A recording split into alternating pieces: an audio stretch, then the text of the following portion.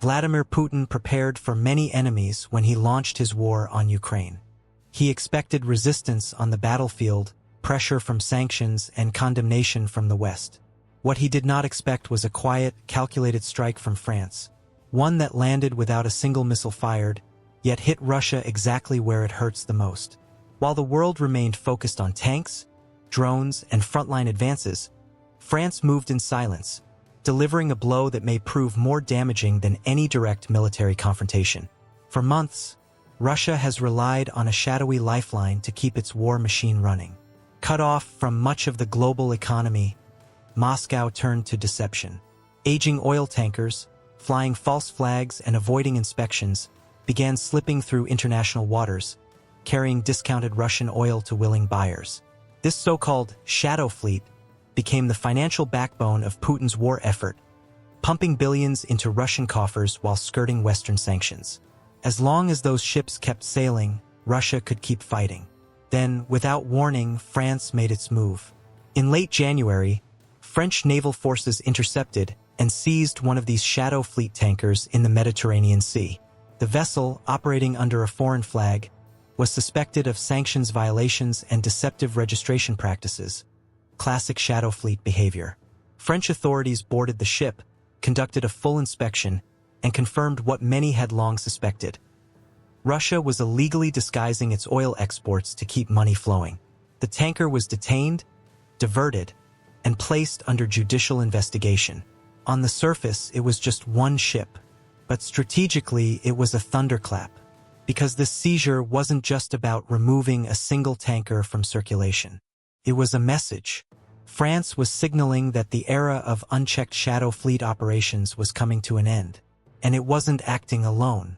Behind the scenes, the United Kingdom played a crucial role, tracking the vessel as it passed through key maritime choke points. Allied coordination was already happening. The net was tightening. For Putin, this was a nightmare scenario. Russia's shadow fleet operates in legal gray zones by design. These ships are meant to be deniable, untraceable, and disposable. Moscow cannot openly defend them without admitting what they are. That means when one is seized, Russia has no clean legal way to respond. No retaliation, no formal protest, just silence and loss. And the loss matters. Oil remains Russia's most important source of revenue. Even sold at heavy discounts, it funds military salaries, weapons production, and state operations. Since the invasion of Ukraine, Russia has faced ballooning deficits, frozen foreign reserves, and limited access to global credit. Every tanker matters. Every shipment matters.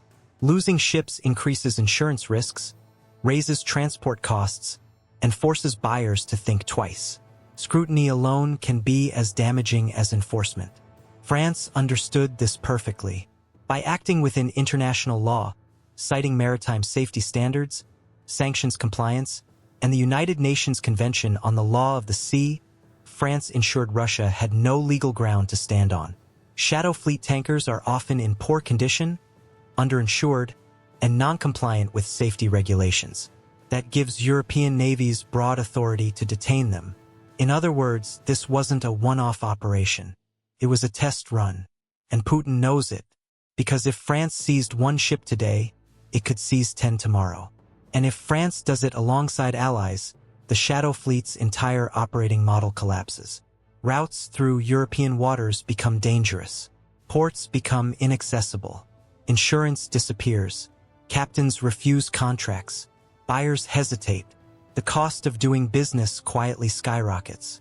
This is economic warfare, executed with surgical precision. What makes France's move even more powerful is its timing. Ukraine is locked in a war of attrition. Victory is not just about territory.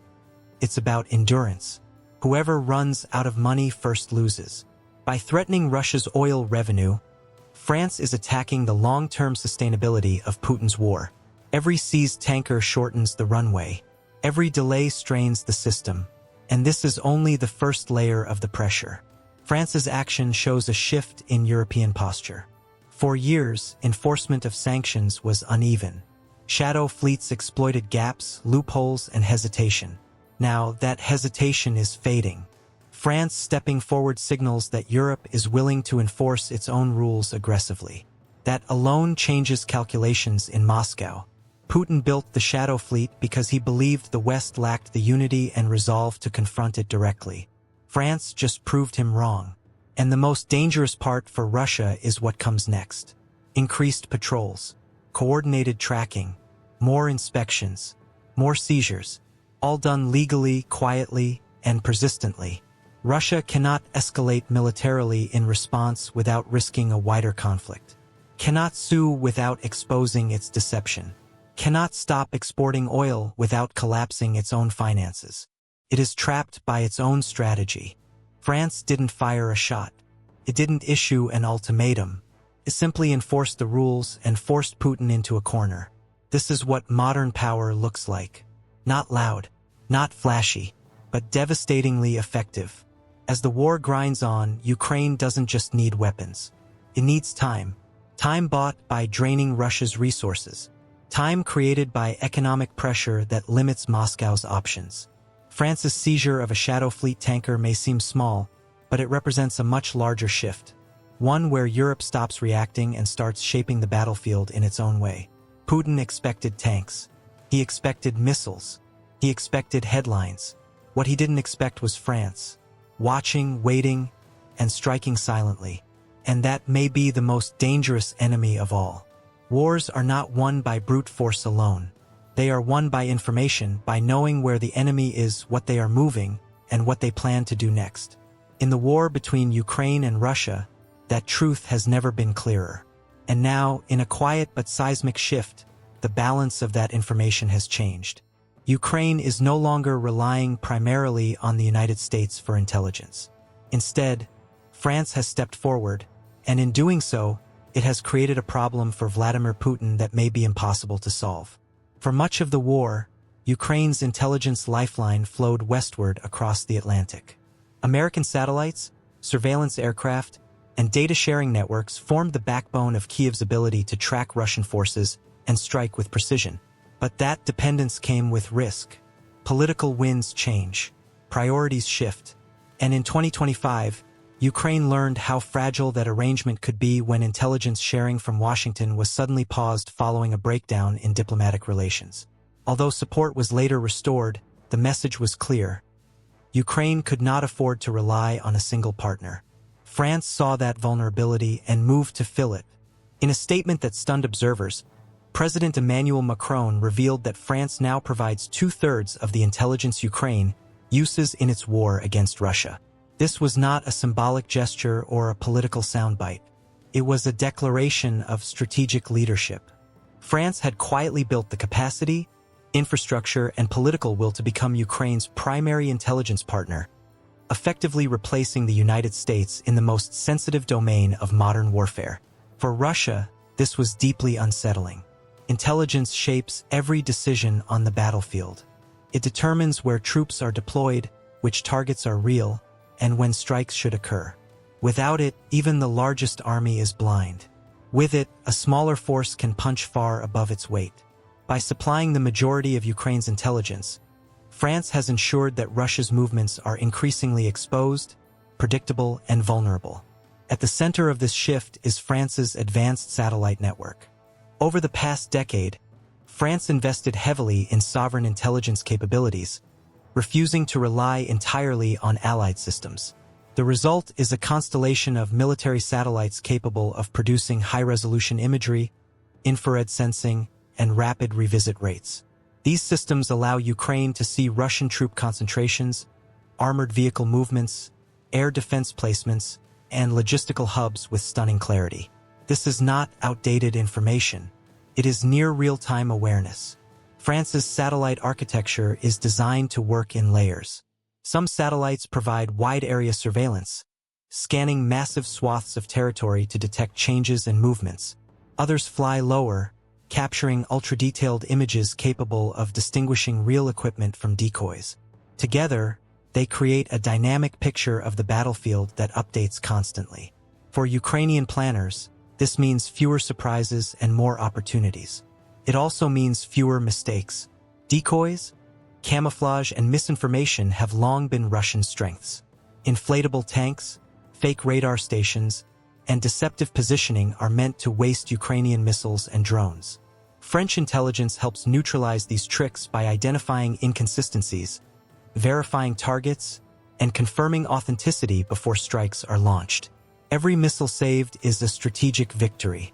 Every real target hit accelerates Russia's losses. Beyond imagery, France also provides electronic intelligence, data that reveals the invisible battlefield. Radio emissions, communications activity, and electronic signatures betray the presence of command posts, air defense systems, and coordination hubs. When Russian units transmit, they expose themselves. French intelligence turns those signals into actionable targets. For Putin, this is devastating. The Russian military relies heavily on layered defenses and secrecy. Its air defense systems are most effective when their locations are unknown. Its command structures function best when communications are secure. French intelligence undermines both. It shortens reaction times, exposes vulnerabilities, and enables Ukraine to strike deep and accurately. What makes this shift even more dangerous for Russia is its permanence. Unlike political decisions, satellites do not change their minds. France's intelligence support is built on sovereign systems, controlled in Paris, and insulated from the volatility of foreign elections. That stability is priceless for Ukraine. It means planning can extend weeks and months into the future without fear of sudden blindness. And it means Russia can no longer wait out Western politics. This intelligence shift also reshapes the geopolitical landscape of Europe. By stepping into this role, France positions itself as a military leader on the continent, capable, independent, and decisive. It sends a message not only to Moscow, but to allies as well. Europe can defend itself, support Ukraine, and shape outcomes without constant American direction. For Putin, this narrows his options further. He cannot intimidate France into submission without risking escalation across Europe. He cannot easily disrupt France's space-based assets without revealing hostile intent beyond Ukraine. And he cannot exploit divisions between allies when France is coordinating intelligence sharing across the continent. The fog of war that once protected Russian movements is lifting. Ukraine may already be feeling the effects. Recent waves of precise strikes against Russian air defenses, radar installations, and command nodes suggest a level of situational awareness that goes beyond chance. While details remain classified, the pattern is unmistakable. Russian systems are being located, isolated, and destroyed in sequences that suggest deep intelligence penetration. This is not improvisation. It is orchestration, and orchestration requires information. France's role ensures that even if other partners hesitate, Ukraine retains its eyes and ears.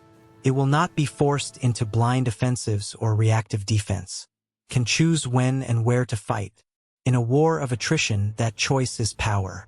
Putin understands this. He knows that wars are lost not when armies collapse, but when advantages disappear. France has removed one of Russia's last remaining advantages: uncertainty. With its intelligence flowing steadily to Kyiv, the battlefield becomes transparent, and transparency favors the defender who strikes with purpose. This is why the intelligence shift terrifies Moscow.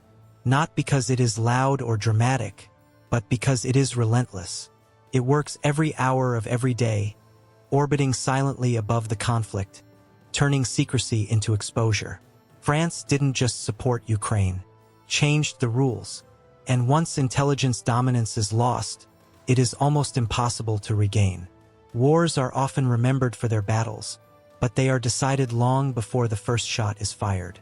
They are decided in planning rooms, data centers, and moments when one side understands something the other does not. The war in Ukraine is reaching one of those moments now. Not because of a single offensive or a dramatic breakthrough, but because the foundation beneath Russia's war effort is quietly eroding. And at the center of that erosion is a shift that Moscow cannot easily reverse. Russia built its strategy around endurance. The assumption was simple. Ukraine would eventually run out of weapons, money, or political support, while Russia could absorb losses and outlast its opponent. Time, Moscow believed, was on its side. But endurance only works when logistics remain intact, intelligence advantages hold, and uncertainty favors the attacker. One by one, those assumptions are collapsing. The most dangerous development for Russia is not a destroyed bridge or a seized tanker. It is the realization that Ukraine is no longer strategically dependent on a single foreign power for intelligence, planning, or operational awareness. With France now supplying the majority of Ukraine's intelligence needs, the war has entered a new phase, one defined by precision, predictability, and pressure. This matters because modern warfare punishes predictability. Every convoy, every radar activation, every troop movement creates a signature. When those signatures are tracked continuously, war becomes a game of exposure. France's intelligence support ensures that Russian movements are increasingly visible, not just in hindsight, but in time to act. That visibility compresses Russia's decision space. The room to maneuver shrinks. The margin for error disappears. As a result, Russia is being forced into reactive warfare. Reactive warfare is costly. It burns fuel, drains morale, and accelerates attrition. Units that should be resting are repositioned. Air defenses that should remain hidden are activated prematurely. Commanders issue contradictory orders under pressure. None of this happens in isolation. It compounds. And when intelligence consistently favors one side, the other begins making decisions based on fear rather than strategy. Ukraine, by contrast, gains something far more valuable than firepower: choice. With reliable intelligence, Ukraine does not need to attack everywhere. It can select targets that matter most: logistics hubs, air defense nodes, command centers, and supply routes that sustain entire sectors of the front. Each successful strike forces Russia to divert resources, reinforce secondary positions, and delay planned operations. Over time, these delays accumulate into paralysis. This is how wars are decided without decisive battles. Russia's economy adds another layer of vulnerability. The war is expensive, and Russia's ability to finance it depends heavily on oil revenue and logistical efficiency. Sanctions, seizures, and surveillance are increasing the cost of moving resources. When intelligence reveals routes, timings, and dependencies, disruption becomes surgical. Ukraine does not need to destroy everything. It only needs to break the rhythm. France's intelligence contribution makes that possible. Even more important is the psychological effect.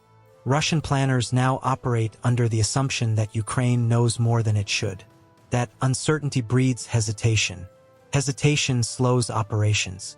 Slower operations create opportunities. This feedback loop favors the side with better information, not the side with larger formations. At the strategic level, the intelligence shift also insulates Ukraine from political shocks. In previous years, uncertainty about Western support created pauses, gaps, and moments of vulnerability. Now, with France anchoring intelligence sharing through sovereign systems, Ukraine gains continuity. Plans no longer hinge on unpredictable political decisions abroad. The battlefield timeline becomes stable, even if diplomacy remains volatile. For Russia, this stability on the Ukrainian side is deeply problematic. The Kremlin has long relied on exploiting divisions among its opponents. Delays in aid, disagreements among allies, and electoral cycles were all seen as pressure points. But intelligence is harder to disrupt than weapons shipments. It flows quietly, it does not require headlines, and it cannot be blocked by a single veto. France's role also signals a broader European awakening. It demonstrates that Europe can project power not just through weapons, but through knowledge. This sets a precedent. Other nations can contribute complementary capabilities, further strengthening Ukraine's situational awareness. Over time, Russia faces not a single intelligence source, but an ecosystem. And ecosystems are resilient. The long-term implications are profound. If Ukraine continues to degrade Russian logistics and air defenses with precision, Moscow will be forced to choose between escalation and retrenchment. Escalation risks wider confrontation. Retrenchment concedes ground and momentum. Neither option aligns with Russia's original objectives. Meanwhile, Ukraine's strategy becomes increasingly sustainable. Fewer wasted strikes, lower ammunition expenditure, higher success rates. This efficiency matters in a prolonged conflict. It allows Ukraine to stretch limited resources while maximizing impact. It transforms defense into controlled offense. This is why the intelligence shift may ultimately decide the war's outcome. Not because it guarantees victory tomorrow, but because it reshapes the trajectory. Wars end when one side realizes that continuation no longer improves its position. Precision accelerates that realization. Every failed operation, every exposed movement, every disrupted supply line reinforces the same conclusion inside Russian command circles. The battlefield is no longer opaque. And once opacity is lost, power follows information. France did not announce this shift with dramatic speeches or mass deployments. It happened quietly, methodically, and deliberately. That is what makes it effective. There was no single moment to react to, no obvious red line to cross. By the time Russia fully grasped the implications, the system was already in place. This is the nature of modern warfare. The most decisive actions often occur far from the front lines. They occur in orbit, in data streams, and in the confidence or lack of it with which commanders issue orders. A war once defined by tanks and artillery is now shaped by timing, awareness, and dependence. Russia's dependence on secrecy has become a weakness. Ukraine's access to intelligence has become a shield and a spear. The bridge that collapses today matters. The tanker seized this weak matters. But what matters most is the invisible structure beneath them all. Information dominance. And that structure is shifting. Quietly, relentlessly. And once it finishes shifting, the outcome may already be decided, even if the fighting continues.